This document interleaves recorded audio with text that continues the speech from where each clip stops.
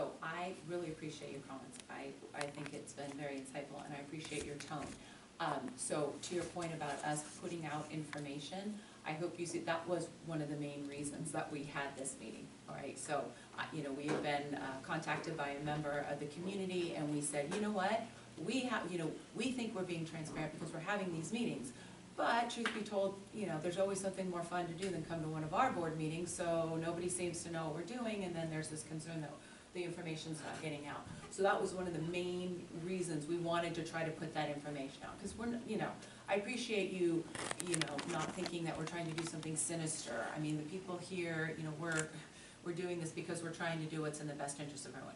With regard to your point, though, about it going on in perpetuity, you sound like a very educated guy, and I think that there is some research. It's not really within the purview. I mean, the documents, I mean, they say what they say, and they don't really they don't specify an end date, and they don't really explain a process to do something different with. But I'm sure you can, you know, it's not really for us, is I guess what I'm saying, to try to put an end to it. Well, I think that, I mean, if you're willing to let me engage further, I think you have to work with your community, and again, looking at how many other Melrose districts out there, how many other districts use Fund 49, for example. I mean, those numbers are out there and can be found.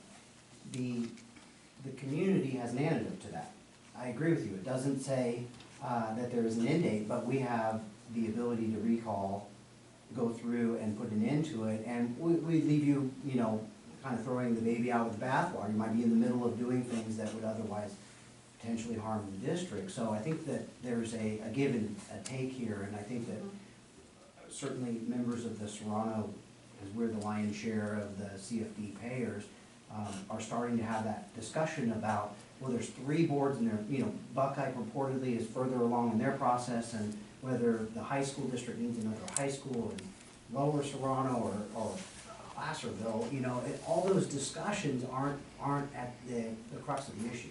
And that is the end date and procuring an end date, and then this is how much you're going to have to spend, instead of what looks like now, not a quantifiable number, therefore you're not sensitive to what the total interest will pay on. I mean, I'm seeing $3 million being spent on land, and then $3 million in interest being, you know, accrued. That in my mind isn't the most ideal use of the tax dollars. I realize that's how it ends up working out. So I think that makes you more sensitive when you know this is the ultimate amount of money you're going to get from this revenue stream. And I think that it makes us more sensitive to the fact that if that's all you're going to get, you know, how you're going to use it. You know, and again, I don't want to overstate the position here. I just would like you to be sensitive to our perception is it could go on in perpetuity, because, I mean, you're citing a couple of line items that the other 2 districts probably cite as well. You know, we have the authority to construct anything we need to. It's the last line item on there that would service anybody that's associated with the CFD, anywhere in the territory. I mean, that's pretty wide open. And tag on real quick, Sharon's comment. So, thank you. And I kind of wanted to go back to what Ms. Fenmister said also, because I think that in saying it in a different manner, but we do realize that, as Kim said, that communication, we don't want to appear, you know, that there are shady issues, et cetera, and that we're doing things to try not to be above board, because it is our goal, all of us here, is to serve in our capacity as board members, to do the best job for our students and our families. So, as Kim said, the communication message, and obviously in working together, getting information out, and that 2 other things that I just kind of want to tag on to that, which is we recognize that it is difficult sometimes that you have to deal with 3 different boards.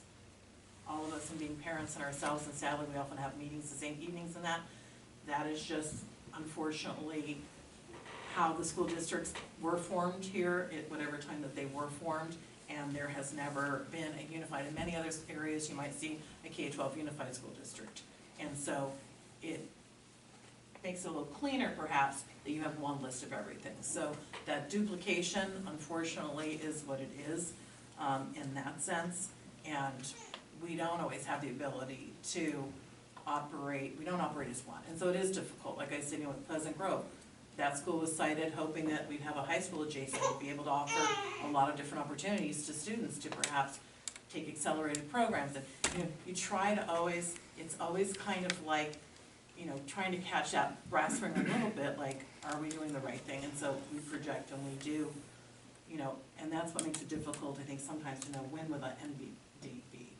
We do boundary studies every year, and we try to get the best information possible. As you know, if you've worked with the county, sometimes garbage in, garbage out.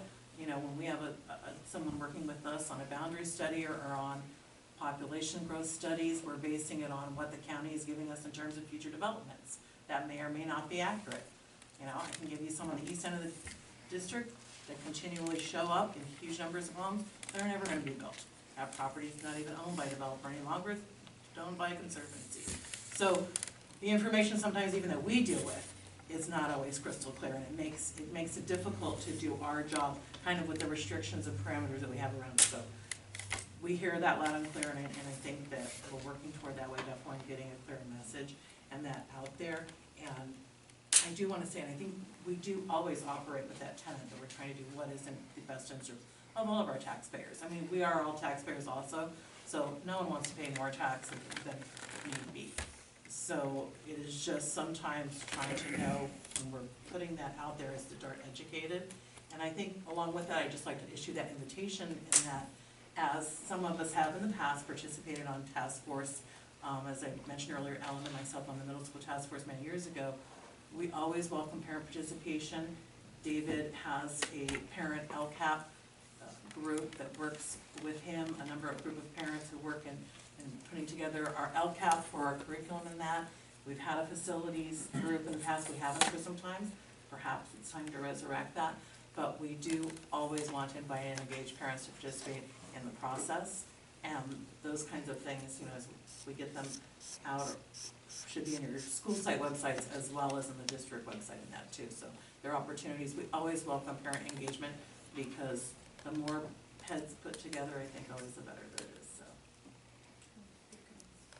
You know, just listening, just listening.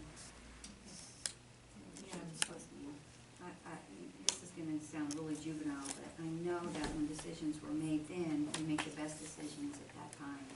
So I'm glad that you were able to put down chronologically history. So now that it is out there, someone 20 years from now that questions it, at least it'll be out there. So I'm glad to have that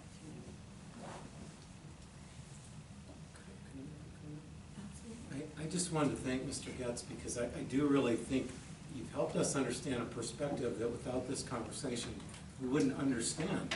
And this whole idea about the open-endedness of it, the open timeline, and the potential for 3 entities spending money on an open-ended way without identifying projects, making the taxpayers feel like this goes forever and it's open-ended and nobody's really controlling the centralized, who's planning the projects.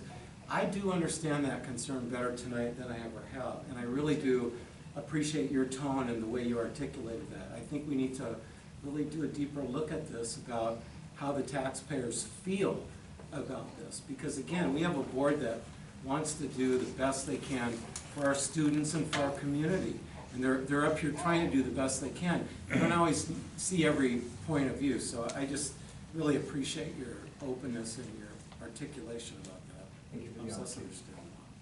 And that really goes back to my point in the very beginning, is that we are elected to be the stewards of the district and to advocate for the students.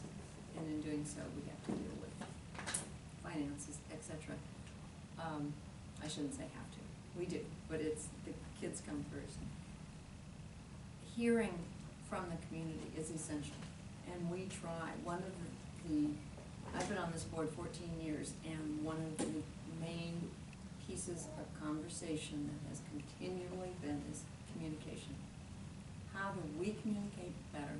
How do we receive communication better? And we've got a great website now. We try doing all those kind of social media contact points. We post meetings, and we get 4 people show up. And so it's always been a big frustration to me as a board member that we are tasked with such huge decisions and such important, critical decisions for your tax dollars, your children, all of the things that we are responsible for. So if we don't hear from those people who are being directly affected until later after something's happened, and then we get the disappointments or the criticisms or whatever information might come to us, we want that too, but we also want to hear it up front. And what you have shared with us tonight might help our future progress in this area be more clear, more articulate, maybe more transparent, excuse me. But every bit of information that we get from the community is gonna help us do our job better, and then that's gonna turn back around to the rest of you.